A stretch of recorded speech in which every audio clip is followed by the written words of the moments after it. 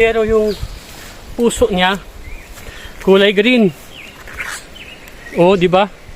Sobrang green na green talaga yung kulay ng puso. Sobrang tingkad ng pagkakulay green. May nakita kayo kanina na saging na kulay green yung puso niya. Pero ito talaga bagong usbong siya, no. Green na green talaga yung kulay. Sa tanang buhay ko, no, halos ngayon lang ako nakakita ng ganyan saging na kulay green yung bunga. Ano siya rare at saka kakaiba. Kung alam nyo kung ano yung tawag dito sa saging na to, comment down below. Kasi kami, wala kami kaalam-alam kung anong klaseng saging meron din, anong tawag sa saging na to. Ayan guys, saging na kulay green. Kasama yung puso, bunga, dahon, katawan, green. Ang ganda. Ito kasi bata pa.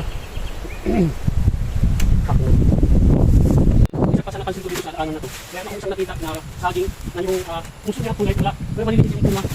Green. Ay, kulay green. Mali. Kat mali. Saging dito talaga ito. Ito. Yan po nakita ko yung liquid.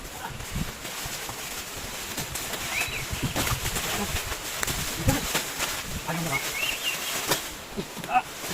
Parang kami.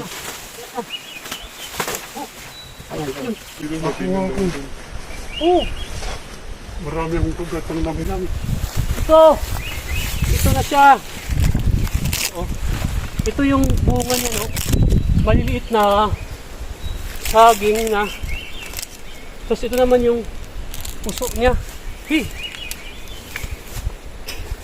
Nawala. Yung sinilas ko. Ito. Yung puso niya. Wait a minute.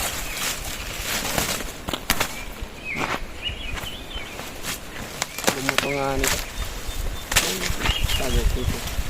Matagong trabado. Ito yung katawan niya, no? Pero yung puso niya kulay green.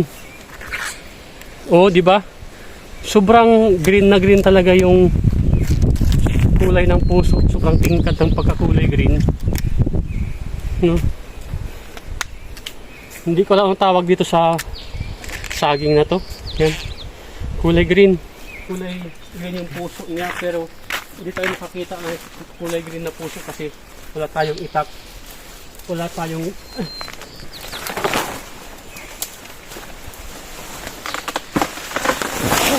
diba?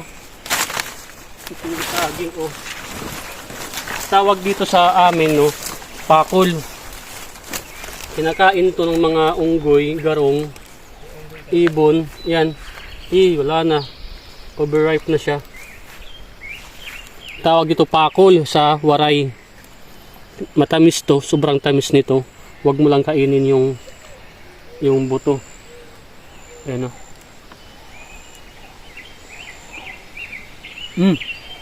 Ang tamis. Habang naririnig nyo yung mga ibon, you know? Wow! Ang ganda.